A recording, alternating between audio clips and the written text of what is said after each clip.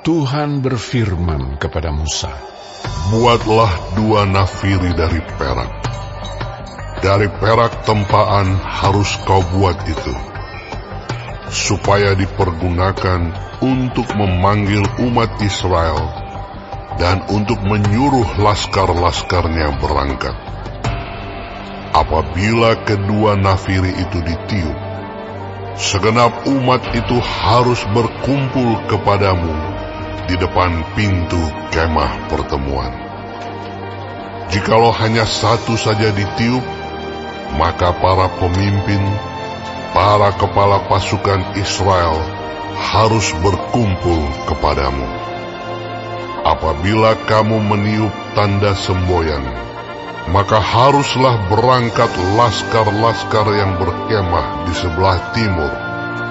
Apabila kamu meniup tanda semboyan kedua kalinya, maka haruslah berangkat laskar-laskar yang berkemah di sebelah selatan.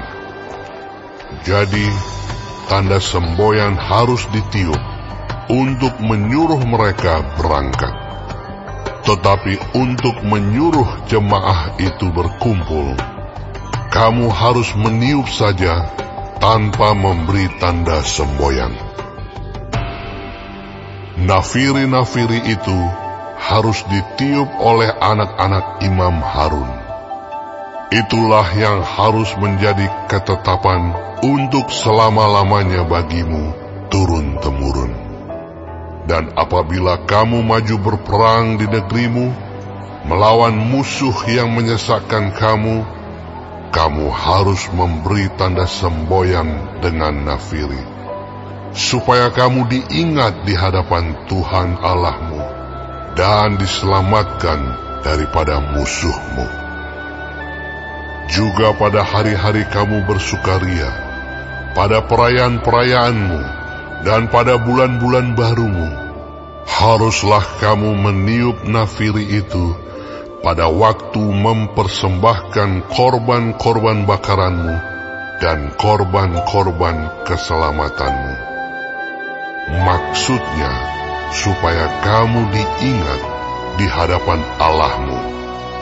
Akulah Tuhan Allahmu. pada tahun yang kedua, pada bulan yang kedua, pada tanggal 20 bulan itu, naiklah awan itu dari atas kemah suci tempat hukum Allah. Lalu berangkatlah orang Israel dari padang gurun Sinai menurut aturan keberangkatan mereka. Kemudian diamlah awan itu di padang gurun Paran. Itulah pertama kali mereka berangkat menurut titah Tuhan dengan perantaraan Musa. Terdahulu berangkatlah laskar yang di bawah panji-panji Bani Yehuda menurut pasukan mereka. Yang mengepalai laskar itu ialah Nahason bin Aminadab. Yang mengepalai laskar suku Bani Isakar ialah Netaneel bin Zuar. Yang mengepalai laskar suku Bani Zebulon ialah Eliab bin Helon. Sesudah itu kemah suci dibongkar, dan berangkatlah Bani Gerson dan Bani Merari yang mengangkat kemah suci itu. Kemudian berangkatlah laskar yang di bawah panji-panji Ruben menurut pasukan mereka. Yang mengepalai laskar itu ialah Elizur bin Jedeur.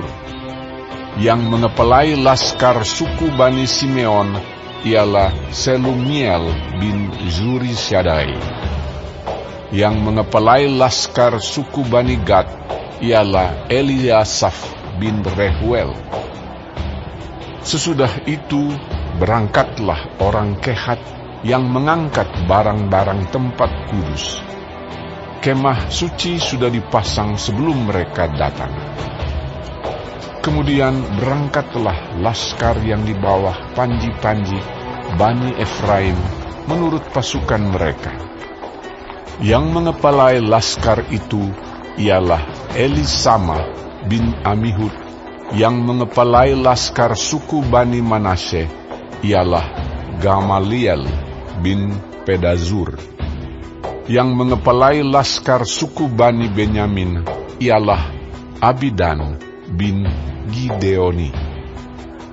Sebagai barisan penutup semua laskar itu, berangkatlah laskar yang di bawah panji-panji Bani Dan menurut pasukan mereka. Yang mengepalai laskar itu ialah Ahiezer bin Amishadai. Yang mengepalai laskar suku Bani Asher ialah Pagiel bin Okran. Yang mengepalai laskar suku Bani Naftali ialah Ahira bin Enam. Itulah aturan keberangkatan orang Israel menurut pasukan mereka ketika mereka berangkat. Lalu berkatalah Musa kepada Hobab, anak Rehuel, orang Midian, mertua Musa. Kami berangkat ke tempat yang dimaksud Tuhan ketika Ia berfirman, Aku akan memberikannya kepadamu. Sebab itu ikutlah bersama-sama dengan kami. Maka kami akan berbuat baik kepadamu. Sebab Tuhan telah menjanjikan yang baik tentang Israel. Tetapi jawabnya kepada Musa, Aku tidak ikut, melainkan aku hendak pergi ke negeriku dan kepada sanak saudaraku. Kata Musa, Janganlah kiranya tinggalkan kami, sebab engkaulah yang tahu bagaimana kami berkemah di padang gurun. Maka engkau dapat menjadi penunjuk jalan bagi kami.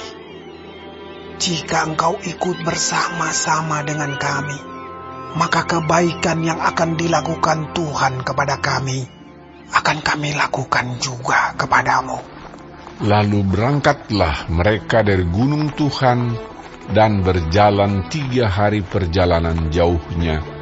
Sedang tabut perjanjian Tuhan berangkat di depan mereka dan berjalan 3 hari perjalanan jauhnya untuk mencari tempat perhentian bagi mereka. Dan awan Tuhan ada di atas mereka pada siang hari, apabila mereka berangkat dari tempat perkemahan. Apabila tabut itu berangkat, berkatalah Musa, Bangkitlah Tuhan, supaya musuhmu berserak, dan orang-orang yang membenci engkau melarikan diri dari hadapanmu. Dan apabila tabut itu berhenti, berkatalah ia, Kembalilah Tuhan kepada umat Israel yang beribu-ribu laksa ini.